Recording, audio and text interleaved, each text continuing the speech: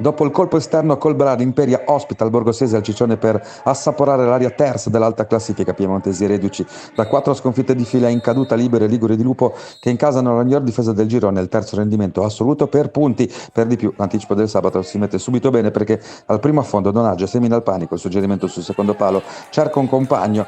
Cortinovis, in disperato tentativo di salvataggio, mette la sfera alle spalle di Barlocco. 1-0 dopo soli 120 secondi. Imperia che non abbassa i ritmi perché al 10° minuto Gnecchi dalla distanza centra in pieno la traversa e 3 minuti più tardi una girata di testa di Edo Capra termina sulla parte alta della rete. Il Borgosesia prova a rispondere con Bramante, la conclusione dell'attaccante piemontese viene deviata e costringe Dani a togliere la palla dall'angolino basso. Alla mezz'ora però sortita offensiva dei padroni di casa con Edo Capra che entra a contatto con un difensore ospiti. Per l'arbitro è rigore e dal dischetto il solito glaciale Donaggio che sceglie la conclusione centrale, batte Barlocco e incanala la gara sui binari che si fermano. Imperia sembra una gara in totale controllo per gli uomini di Lupo, anche perché dopo il 2-0 ancora Edo Capra va vicino al tris e invece prima del duplice fischio Bramante a centro area raccoglie un perfetto suggerimento del destra e realizza la rete che riapre la partita e che cambia i connotati al match, perché la prima immagine della ripresa del nostro Fabio Molinari è il pareggio divorato dagli ospiti quando Dani respinge Suaré con un tiro di Bramante. Il numero 8 non riesce clamorosamente nel tapin. Dani